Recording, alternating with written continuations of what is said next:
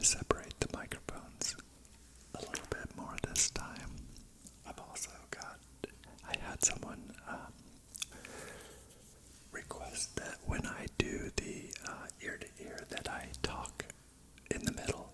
And so normally I do this and this, but I was requested to actually do it through this middle section.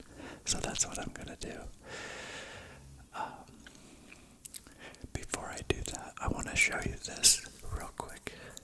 This is just a little short video. I am going to leave the audio out of this, but to just give you a quick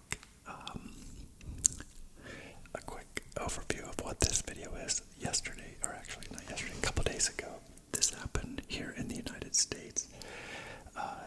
A couple of teenagers stole a car, and they, as a game, they decided to run over a bike rider, and when they hit him, they actually caused his death, and he was a retired police officer.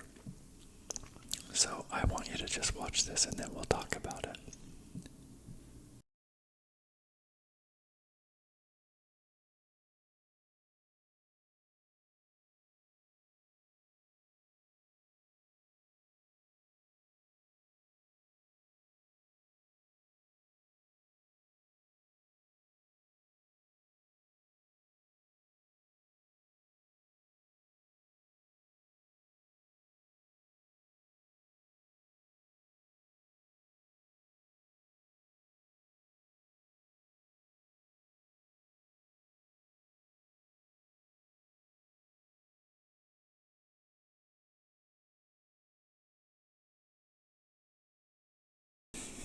Okay, so you can see they thought it was funny, which is really sad.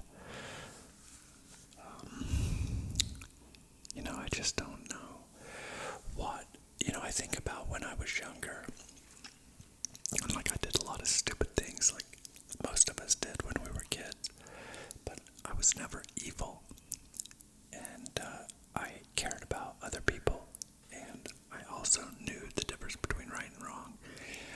And even though, like, I may have known certain, maybe like the wrong things that I did as a kid was maybe like,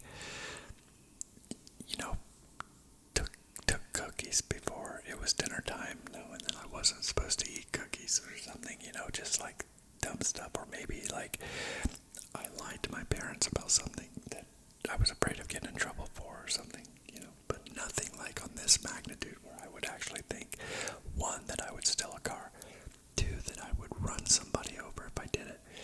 Just an absolute disregard for humanity. And my fear is that our morality has just gotten so bad. And I think my guess is if we ever find out who these young kids are, right now their identities are being protected because they are minors. But if we were to find out who they were, I would almost bet they don't have fathers in the home. And this is just such a major issue in our society today. And not just today. It's always been an issue. Sadly, I don't know what we can do about it. There's an epidemic of fatherless children. And there's just a lot to blame for it. I mean, I blame men primarily. A man getting a woman pregnant and then not finding a way to keep that family together, And then I blame like the system because they've made divorce so easy, and most women initiate divorces. Now, I know there are times where men are cruel or abusive and they absolutely should be divorced. But this is just like beyond what is acceptable. And I just don't know what we can do about it, but I'm worried about the future this is really the danger of the absence of religion in our society. And even though I don't consider myself a Christian or a Muslim or a Jew or Hindu or any of the other organized religions, I still see the value of the morality in them. And raising kids as if, it's like we tell kids that Santa Claus is real, even though we know he's not. There's some benefit in raising kids, but then you run into the situation like I did. I was raised a Christian, and then when I became old enough to kind of form my own thoughts and I began to doubt, it's like I initially rebelled. Now, I didn't rebel with evil, but I rebelled nonetheless. My rebellion was like smoking cigarettes or drinking beer. It was never like stealing or like committing crimes. I mean, I suppose drinking under the legal drinking age is a crime, but it's a far cry from stealing cars or committing murder. So I just worry, it's just like when I think back to like the 1960s, schools here had gun classes where they would have shooting classes where they actually had ranges where the kids would go and actually practice shooting. And there was never, not one single school shooting, not one. It's like kids were supposed to bring guns to school back then. It's just like crazy. And now, of course, they're not allowed to bring anything like that. And we have a school shooting every day here. Something has happened in our society. Something really, really bad has happened in our society.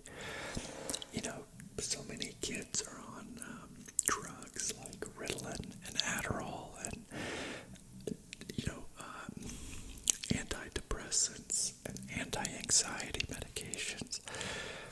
So many young people are overweight, and I think there's a mental health crisis in the United States, and I think that we have squandered our freedom, and we've taken it for granted because we've had such glorious lives. We've been blessed so much to be born, and we've never known hunger.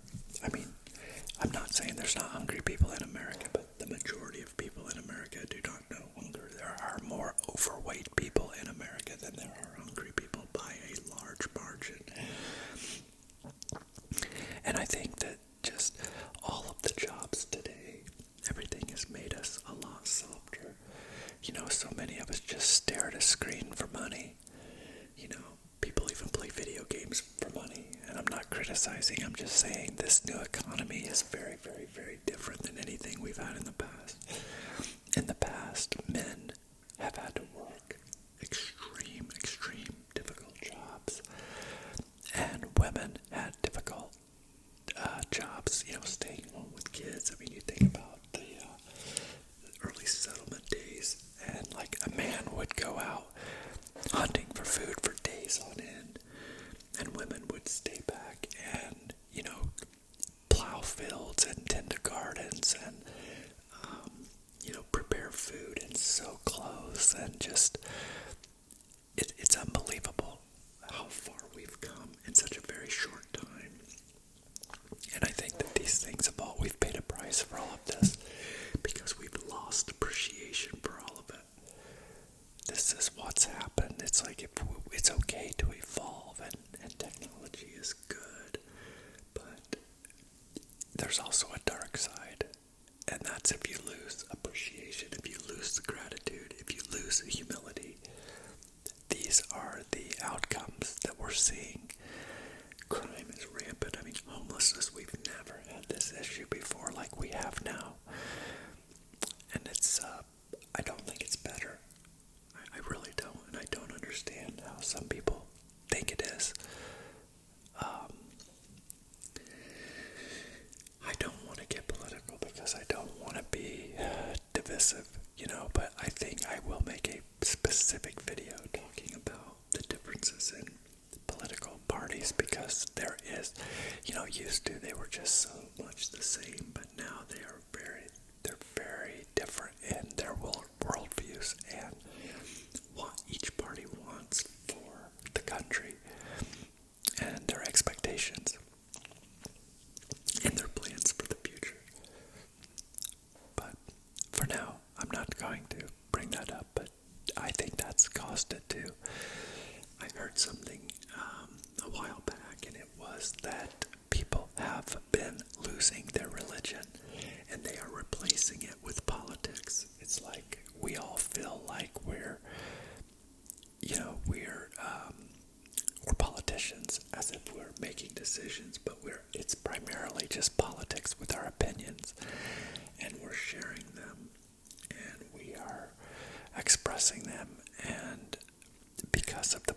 polarization, the polar opposite opinions.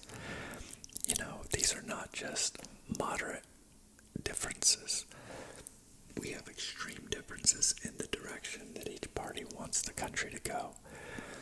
And I think it's until we can find a more common ground and find a way to unite, things are going to continue to get worse socially and likely economically as well.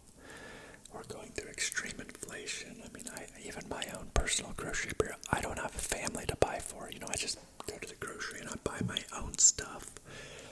I don't buy for anybody else to eat. I mean, I buy my dog's food, but I don't buy their dog food at the grocery store. And it's just unbelievable how much more things cost. And every single time I go to the grocery, I think to myself, how do families do it? How are they, how does a couple with, a husband and wife with 3 or 4 kids, and maybe the wife doesn't work and the husband just works like a normal job. Maybe he, is a police officer or a school teacher or a plumber or a carpenter. How are they making it? And I feel bad for them, and this is where I feel like the direction we're heading is dangerous territory, and one or two things are going to happen. We're going to fix it and turn it around and make it better, or it's going to keep getting worse, and I'm afraid if it keeps getting worse, it's going to be very, very, very dangerous. And I have a lot of subscribers on here from other countries. One specifically is Turkey, and I've had conversations with a few of them about the state of affairs there, how corrupt their country is.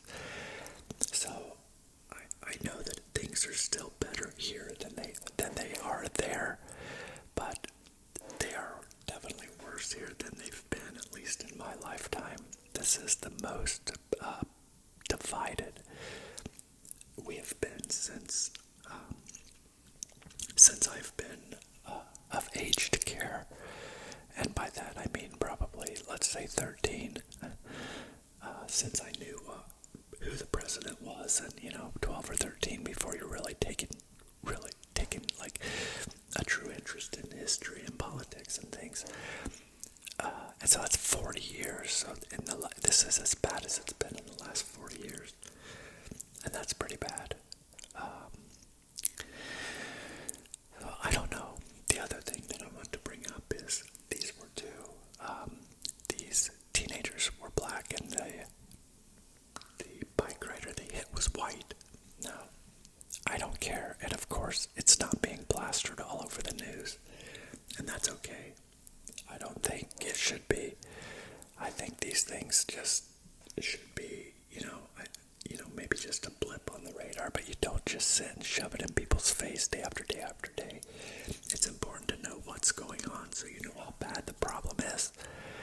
But you don't need to have it replayed to you 24 hours a day for a week or two straight. However, imagine the two colors were reversed, and these were two white boys, and they hit a black cyclist. What do you think would be happening right now on the news in America? It would be nonstop, like the George Floyd thing was. I mean, literally, it would be 24-hour news. There would be riots and violence in the street.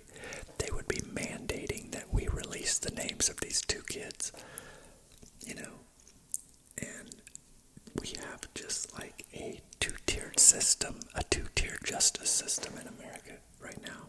And I'll grant you, we've had it the reverse, in slavery times and Jim Crow era. Obviously, there's been a day that things were just in the reverse, but it doesn't mean that you slam the pendulum clear to the other side. You fix the problem where nobody is discriminated against and where the scales of justice are equal.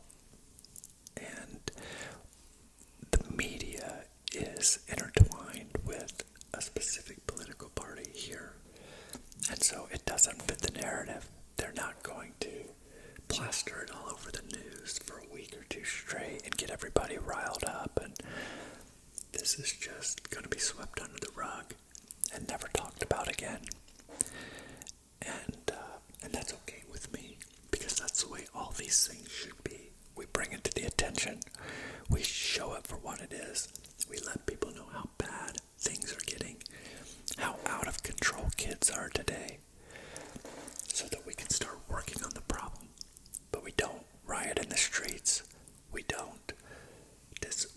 We don't cause even more death and destruction than they've already caused by doing what they did. That is the main point that we should do. So, again, I love everybody. I hate criminals, white or black. I hate people that hurt people. White, black, brown, doesn't matter.